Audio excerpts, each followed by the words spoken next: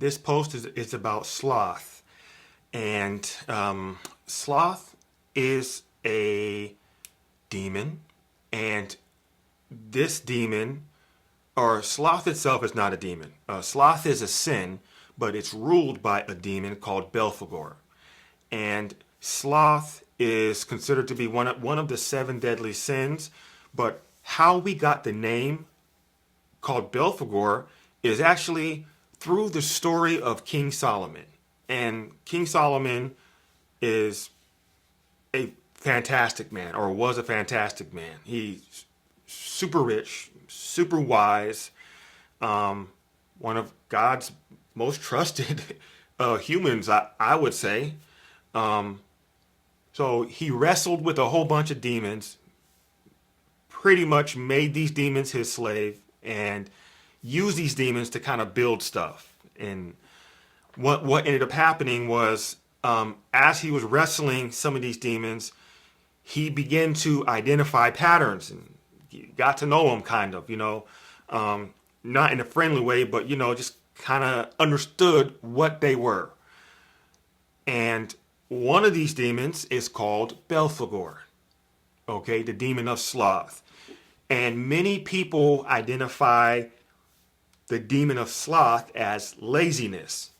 And yes, of course, sloth is lazy, but the word sloth means avoidance of your responsibilities. It means you're avoiding your responsibilities. Anything that you can respond to, you are and are supposed to, and you avoid it, that means you're a sloth. You're a sloth. If you are not able to respond, then that means you are not responsible. Then that means you cannot be slothful here in this aspect. Now, there's responsibility, there's accountability, and there's freedom. Okay, those increase and decrease at the same, like in the same tandem. Okay, if you have more freedom, in that realm of freedom, you are now more accountable. You also are more responsible as it grows and as it decreases. So anyway, I kind of just chased a rabbit. But sloth itself is a demon that plagues humans all over in many different ways. So yes, sloth is lazy. Okay, if you see somebody's house dirty, they have food on the floor and rats running around and roaches, clearly, yeah, they might be slothful. If somebody keeps saying that they're going to do their homework but never do, that's slothful. If you say that you are going to go to the gym because you're 500 pounds and you don't, guess what? You're definitely slothful.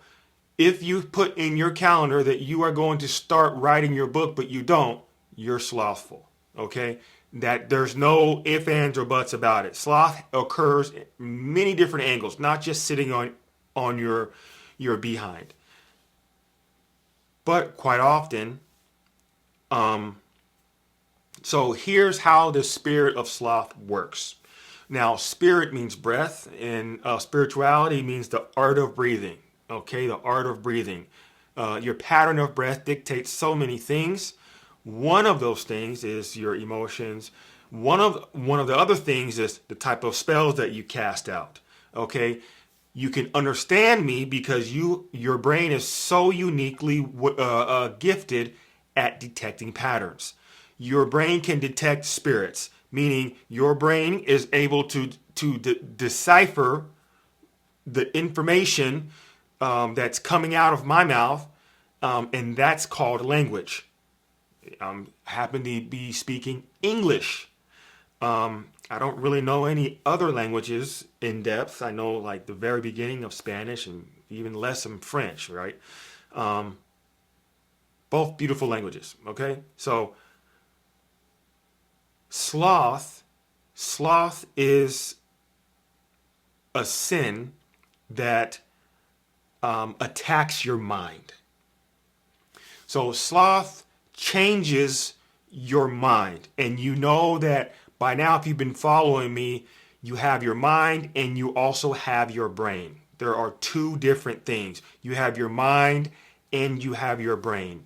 Your brain is the flesh, it's the organ, it's connected to your nervous system. Your brain is the thing that moves your arm up and down, tells you to eat, okay? It detects things, okay? Your brain can detect if you are hungry.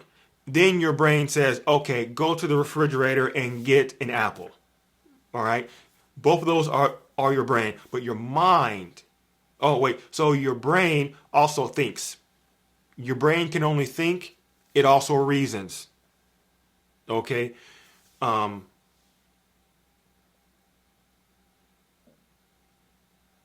So, with that being said, your mind. Sorry, I was thinking about something. Because I don't want to be incorrect here. But your mind is different. Number one, your mind is not real. It exists though. And this is strange. I always tell all of my students, your mind is the single vector point, meaning it's the only doorway that we have to the spirit world. It's inside of our mind. It's the only doorway, it's the only path that we have inside of the spirit world. It's in our mind, not our brain. But what is your mind? Your mind is consciousness itself. But your mind actually manages something, many things. Number one, it manages the organization of your emotions. Okay? It manages how it organizes your emotions. Your brain does not do that. Your mind does. Your mind also manages sight. Did you know you don't see with your eyeballs? You see with your mind?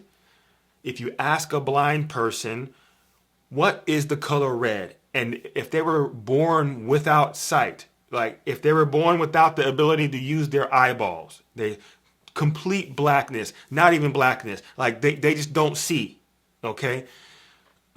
Because if you see blackness, then that means you still see something. Okay, there's no receptors there. Let's say that they don't even have eyeballs. Weird example, but just flow with me, okay? So this example, or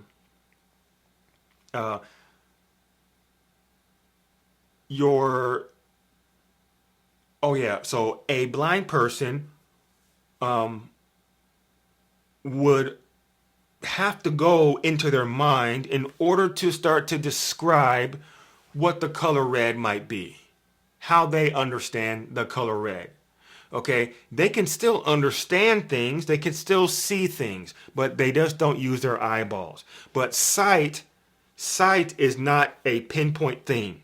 Sight is actually a very big process. There's so much things inside of sight.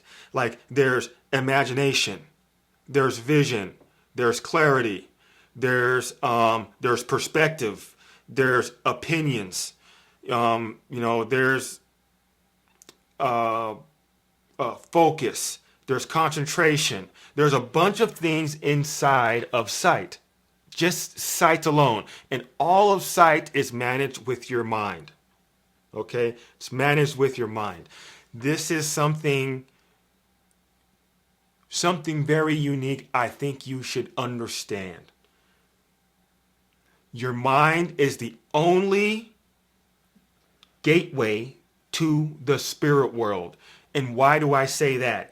Because your mind also is the only part of your body that can receive ideas. Not your brain. Your arm does not receive ideas. Your hair does not receive ideas. My bald head does not receive, this does not receive ideas. Okay, my shirt does not receive ideas. Your mind is the only thing that can receive ideas. But what is an idea? What is it? An idea, well, how do you know the word if you don't know the word? An idea, it means a concept in the mind of God.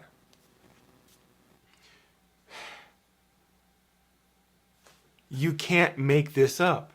It's true. So, breaking this down more, an idea is God's opinion. That's what an idea is. Did you know you don't come up with ideas? You don't create ideas. What you say when you get this epiphany is, oh, I have a good idea. Okay?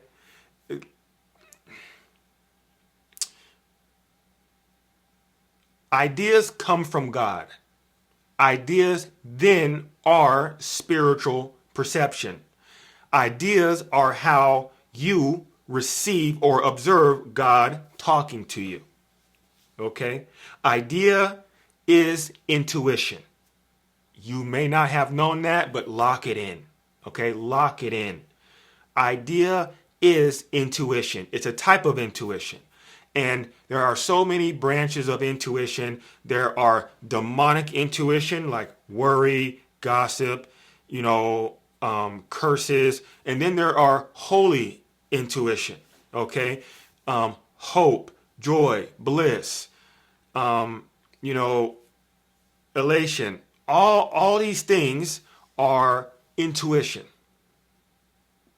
So ideas only come from God. The devil cannot give you ideas. Now, the devil can drop intuition, can present images in your mind.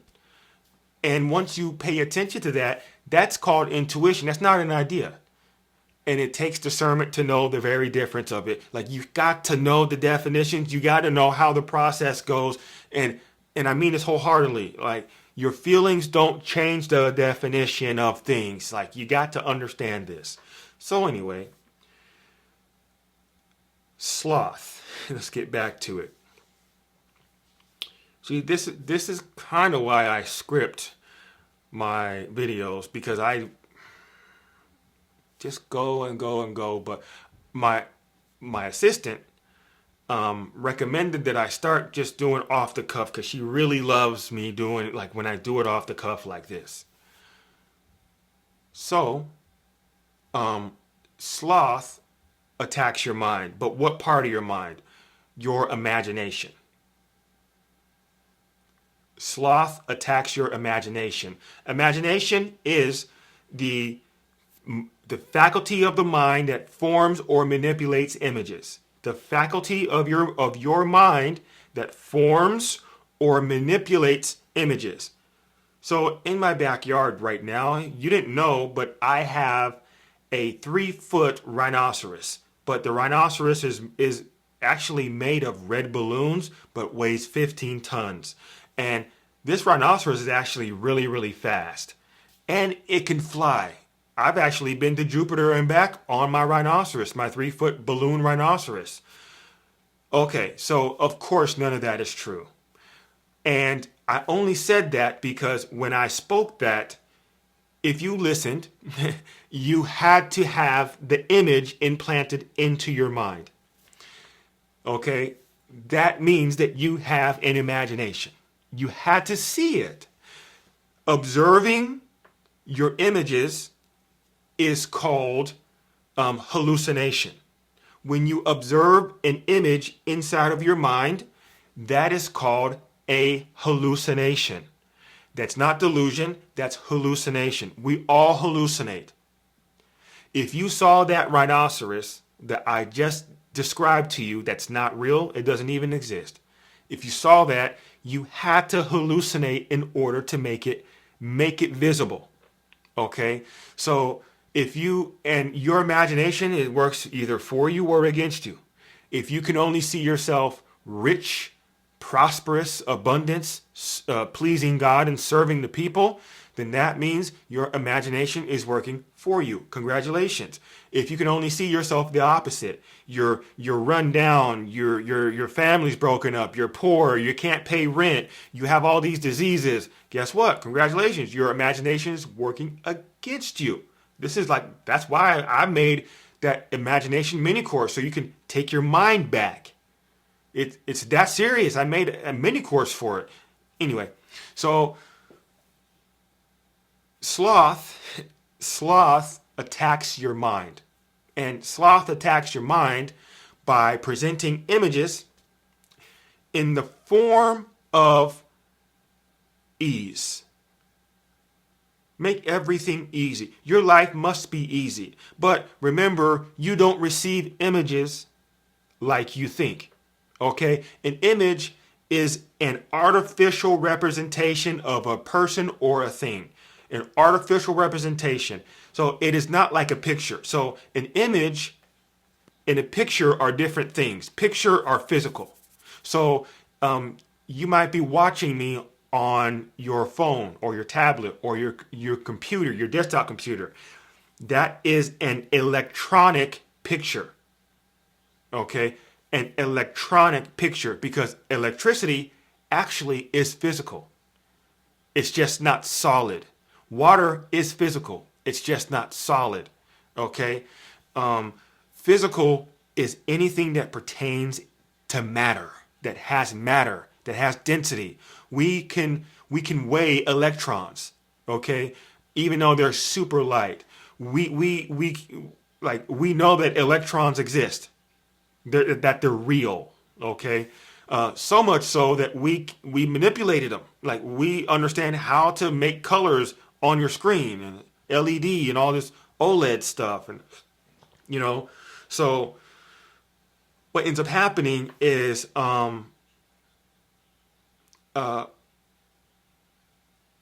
sloth presents. Oh yeah, so we experience images in many different ways. Like, we might smell faint flowers. We might hear crickets. We might hear a symphony, or we might envision broccoli. We might envision a rabbit jumping into a hole. We might hear a woman mumbling. We might feel a gritty rocks, and all of that. If it's not reality, if it's not real, if you can't touch it right now, you can't actually see it in reality, then guess what? That's an image. And images only exist in your imagination. This is why we've discovered a faculty of the mind called the imagination. Your imagination is your image production factory. Okay? Side note, another rabbit I'm chasing. We are made in the image of God. In the image of God. And that must mean we are God's AI. We must be God's artificial intelligence. That's something that blew my mind when I realized that. Now we have the AI creating more AI. I wonder how that's going to play out. It's weird, isn't it? It has to be weird, because, like, some of us think that we can tell God what to do. And now I wonder if AI is going to try and tell us what to do. I wonder why. I wonder if that is the deep-seated reason why we are so afraid of AI. They're going to take over the world. It's probably because we think deep down that we can take over God and tell God what to do. That's a conversation for another time.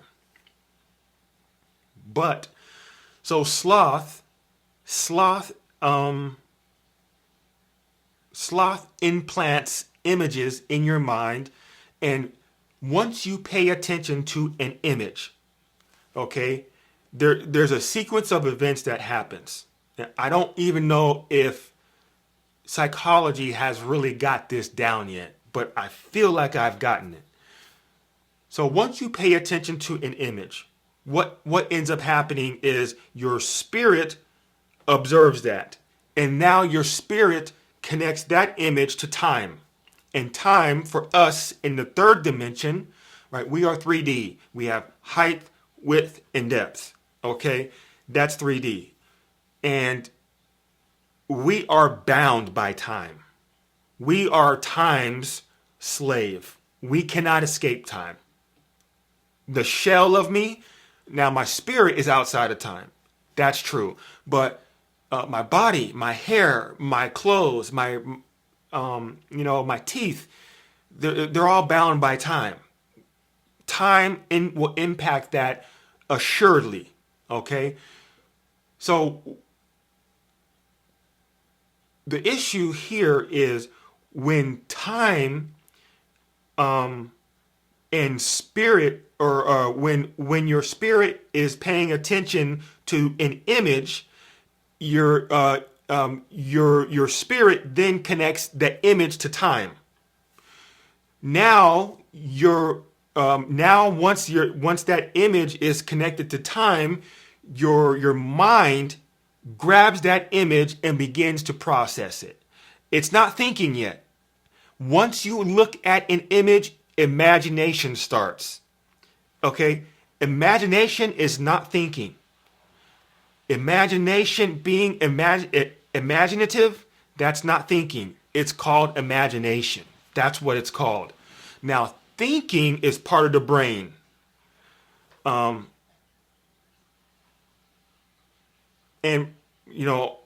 the mini course for imagination is linked. It's down in the description below, okay? Along with all my other resources. And this, I'm actually going to love this video. So, when your spirit is paying attention to that image, it then connects that image to time. And your mind, your mind then accepts that and then starts to produce and starts to build on that. So if your mind gets an image of the sweet smell of flowers, of like rose petals, you smell rose petal water, right? He's like, oh, I smell it. Oh, it smells so good. It smells so sweet. Okay. Now, if you notice, your mind will begin to add things to that. Now, that's what is called imagination, the faculty of the mind that forms and manipulates images. This is why paying attention is so very valuable, and what you pay attention to is so very valuable, because it assuredly impacts your spirit and your body. So when you are paying attention to that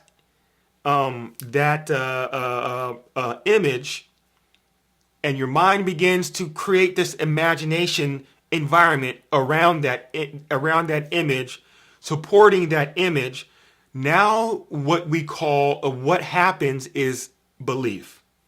Belief happens, okay?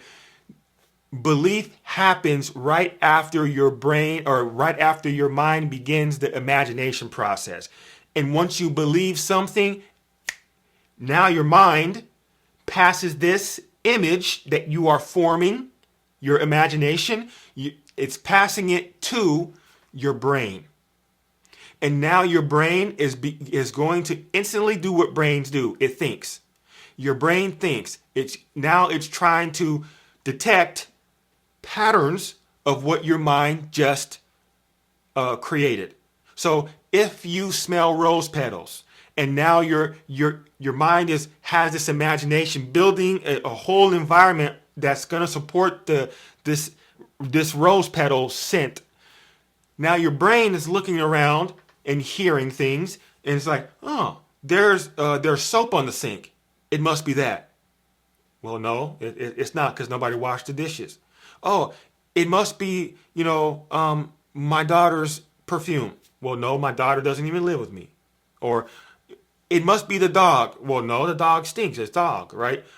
Whatever. So all that's just an example. And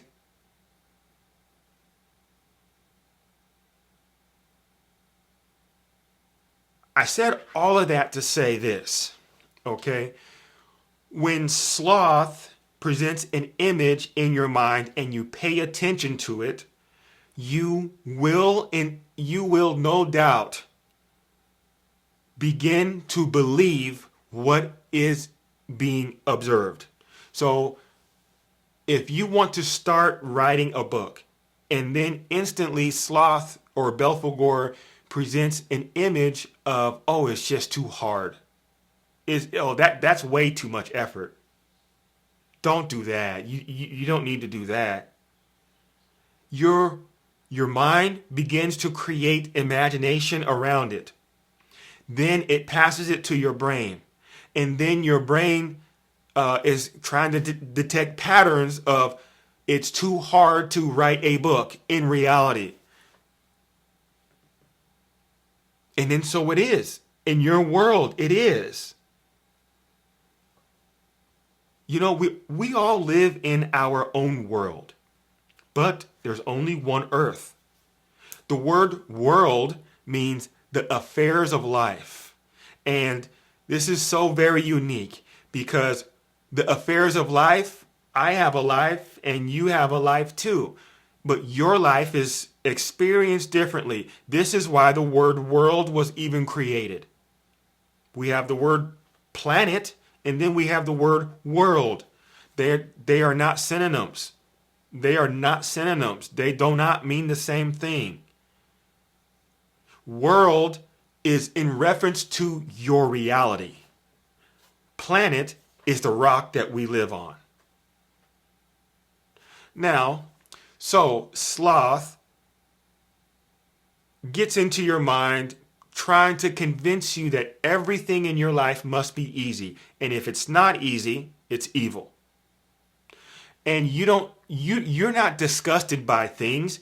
You just complain about waking up early enough to make your husband breakfast, or you complain about massaging your wife's shoulders at night, okay? Or you complain about writing your book. You complain that you don't know enough. You complain because it's just too hard. Life's just so hard. Woe is me. That's the demon called Belphegor. Belphegor tricks you and makes you believe and make comfort your God. And this is idolatry. You were put in the Garden of Eden. You're a gardener. You cannot be a lazy gardener. The garden won't work if you're lazy, okay? And no, I'm not talking about like get on a till machine and seeding machine. No, even like any farmer, any gardener, they exert a significant amount of effort to get their garden flourishing. And if you are that, let me know. Or if you even have a garden, let me know in the comment section. I'm not joking. You must have effort to grow. That's the whole point in having the Garden of Eden in the first place. You need effort.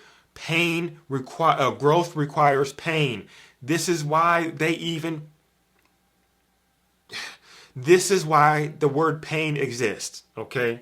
The word pain literally means the agony endured by Christ. Breaking that down even more, it means the agony or the mental suffering of the chosen one, because Christ, the word Christ, means it's defined as the chosen one. So the mental agony of the chosen one. That's what the word pain means. Pain and hurt do not mean the same thing. But for our physical bodies, it feels the same. It feels the exact same. It is not the same though. And it takes discernment.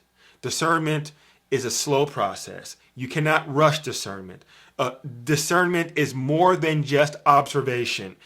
Discernment is observation, verification, and certification in that order.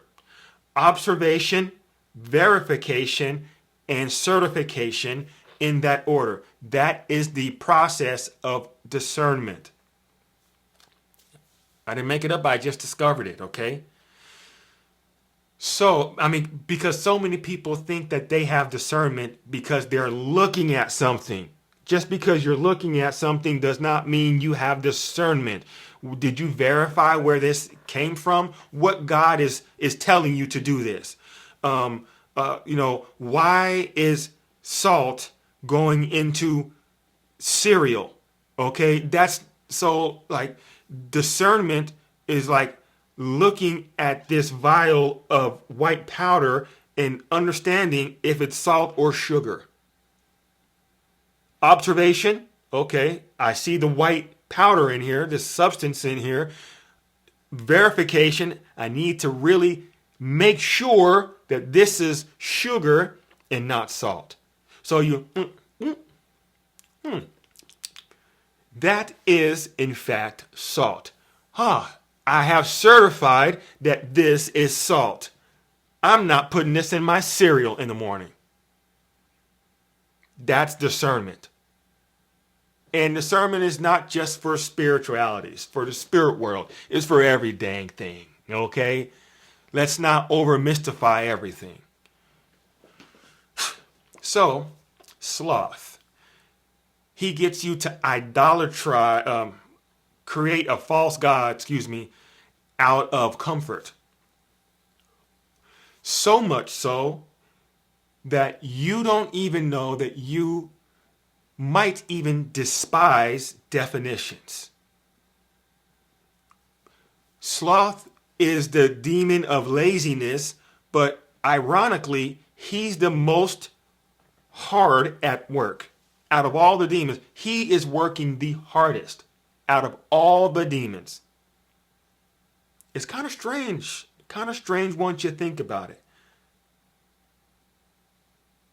So, how to defeat sloth? Well, once you voice anything, you cast that spell, you let them know, you let the demons know what bothers you, and then that means you're like complaining over and over and over and over. That's demonic worship. You didn't know that, but you do. Okay, now, so like saying, "Oh, I just hate it when people do this." The demons are like, "It's working. I'm really doing my job well." Okay. Now the Bible says idle lips are the devil's mouthpiece, meaning an unmanaged mouth, not watching what you're saying. So freely just venting, that's demonic. That's demonic. Oh, I just need to get this off my chest. What spirits are you trying to transfer to me? Hush. Hush your mouth. Tame your mouth.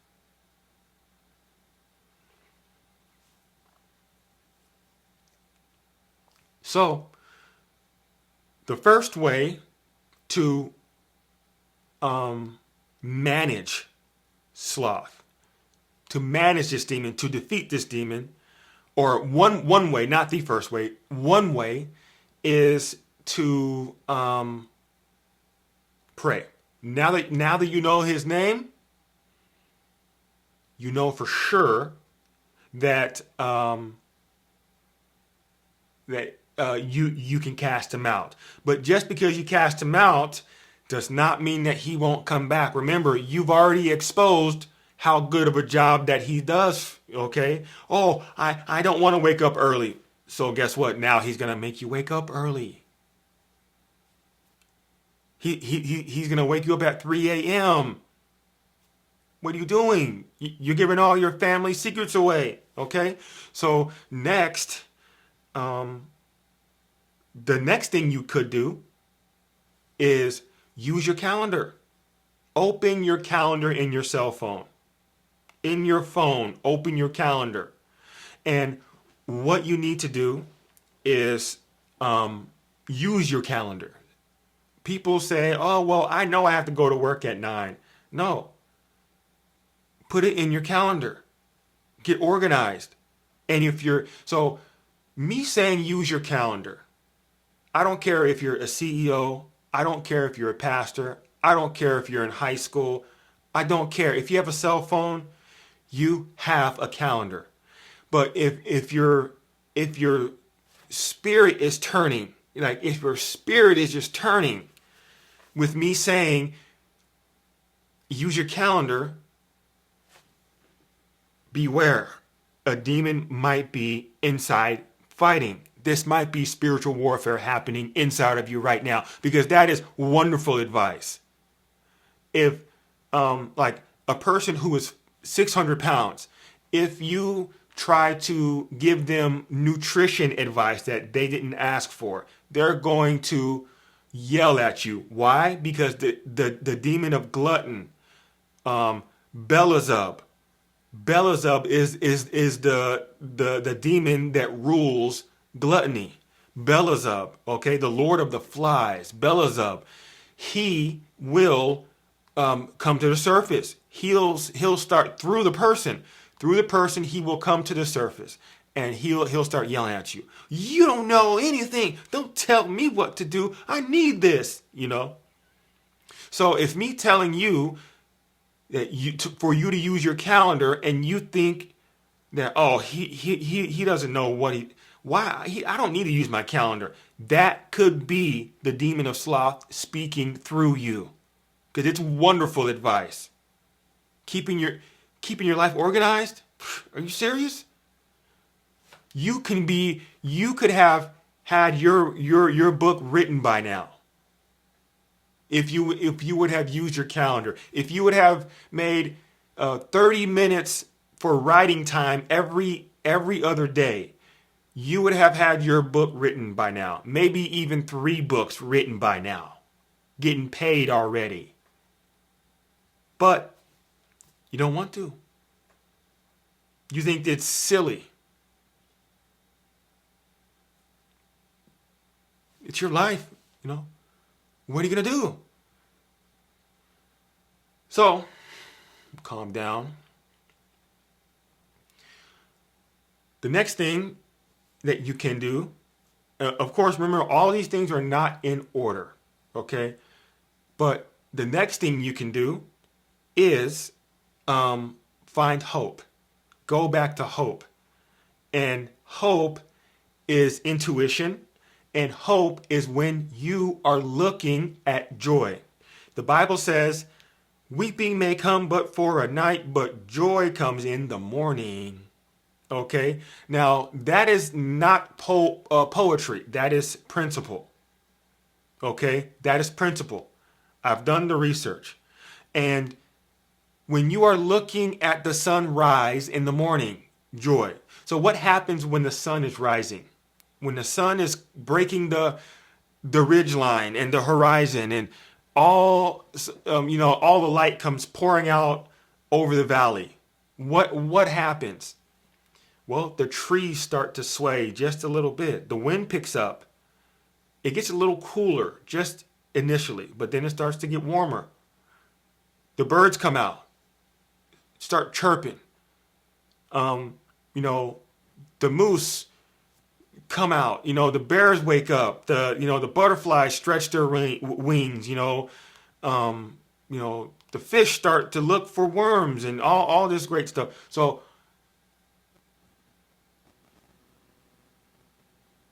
it was hardwired into existence by God for life to worship God in the morning. The tree is dancing. The birds are singing. Hallelujah. Thank you, God, for waking me up. The worm is dancing as it moves through the mud in the morning time. Everything in the morning praises God. Weeping may come but for a night, but joy comes in the morning. Joy is the morning. I just get so mind blown by this. I get so mind blown by it. I really do. So, when you look at joy, you experience something. And this thing that you experience is called hope. It's like when you jump in the pool of water. You experience a temperature change in your skin. The chilly water is like, ooh, that's refreshing. Right?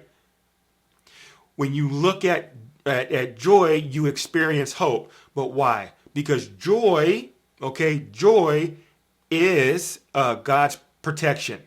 Now, what does the word joy mean? It means the source of happiness. That's what the word joy means. Joy is intuition. Joy is the highest form of prayer. And if you want to learn more about prayer, there's 7 types of prayer, and I list all 7 types of prayer in the description, or in my ebook. It's called A Peace Called Love, and that is in the description. Get your copy today, okay? So, when you are looking at God's protection, at grace, at God's unmerited love and favor, what ends up happening is you experience hope. The great promise. You get to experience the great promise. God's promise that he'll never leave you. That's hope. That I can't be more direct. It's the promise that God is not going anywhere. He's here with you forever, omnipresent. It's even decoded in the definition of life, but I'll say the definition. So life literally means a spiritual existence imparted by God. So that's what the word life means. And this is very, very interesting once you understand it. So spiritual existence imparted by God. That means God is everywhere. It's decoded into the existence God is. So, looking at joy, you get hope. And how does hope defeat Sloth, defeat Belphegor? Well, once you have hope, then that means you have faith. And once you have faith, no demons can be around you. It's like a chain reaction. Once you have hope, all of a sudden, you start writing your book. Once you have hope, all of a sudden, you start going to the gym. Once you have hope, all of a sudden, you start working on your relationship. You start going to therapy. When you have hope, you start going back to the doctor. You start going back to school. You start doing your homework on time. You start mowing your front yard. You start cleaning your house when you have hope. That's exactly, and Belphegor hates that. Hates it. He hates it. But I go deeper in depth in my ebook, The War on Procrastination. That's also linked in the description. And The War on Procrastination is a spiritual step-by-step battle plan. It's like spiritual field artillery. Okay? It teaches you how to win over Belphegor, Asmodeus, and Ashtaroth, and any demonic presence that is here to make you procrastinate. Okay, any demon that wants to delay your purpose, this ebook is for you. And it's linked below, but I had to go deeper. So I created a mini course. The mini course is called The Spiritually Disciplined Leader, and in it, you will have techniques, you will have bonuses, you will have things to do. You will have prayers. You will have action plans for you and your family to do and start and get things done in the name of God. Just think, where would your life be now if you never procrastinated? You probably would be a billionaire by now. For real. You probably would be married by now. You probably would be, healthy by now. You probably would be a whole different person. Procrastination hits you from all different ways. But I've been yapping for a while, and I'm going to sign off now. Thank you, everybody, for watching the video. Do all of the YouTube stuff, okay? If you know anybody who's suffering or being tormented by Belphegor, the demon of sloth, send them this video. Let them know it's a long video. And if you didn't know, now you know.